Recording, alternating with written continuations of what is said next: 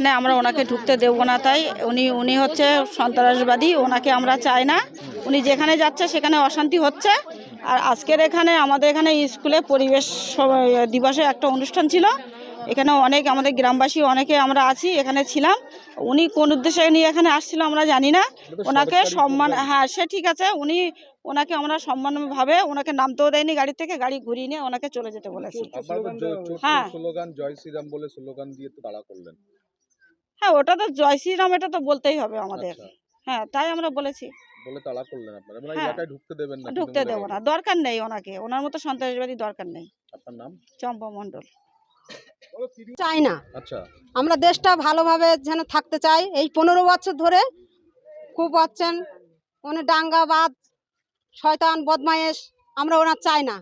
উনি 4টে বিয়ে করেছে, ওইসব নারী পাচার করে, এইসব আমরা ওইসব ভালো মানুষ, আমরা এখানে খারাপ মানুষ চাই না।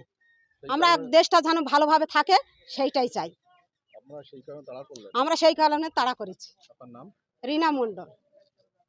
গেল কেন, কারণটা কি? কারণটা আমাদের এখানে দাঙ্গাবাজ মাতিম সাহেবকে আমরা চাই না এখানে। আজ গ্রামের মানুষ শান্তি আছে, শান্তি শৃঙ্খলাভাবে থাকতে চাই, ঠিক আছে। মাতিম সাহেবকে আমরা চাই না, টিএমসি কোনো মাতিম সাহেবকে আমরা চাই না এখানে। আচ্ছা, উনি কি এখানে এসে কি গাড়ি থেকে নেমেছিলেন? না, গাড়ি থেকে এখান থেকে নামিনি। না, আপনাদের মূল উদ্দেশ্য কি ছিল? মূল উদ্দেশ্যে আমাদের এখানে অশান্তি বাঁধানোর জন্য মাতিম সাহেব এখানে এসছে আমাদেরকে। যেখানে যেখানে যাচ্ছে সেখানে অশান্তি করার প্রকল্প করছে মাতিম সাহেব। সেই কারণে আমরা এখান থেকে ওনাকে ভালোভাবে সম্বোধন জানিয়ে ওখান থেকে আমরা বার করে দিয়ে দিয়েছি। আপনার নাম? আমার নাম অসীম মণ্ডল। কি পদ আপনার? আমার বুথ সভাপতি বিজেপির। আমাদের এখানে স্কুলে পরিবেশ দিবস, স্কুলে একটা অনুষ্ঠান হচ্ছে, অনেক ছেলে মেয়ে বাচ্চারা, স্কুলের স্যারেরা সবাই আছে, গ্রামের মানুষও আছে। আর এখানে এমএলএ সাহেব এসেছিল, আমরা চাই না উনি এখানে আসুক। উনি রাঙ্গাবাজি, উনি যেখানেই যায় সেখানেই ঝামেলা করে।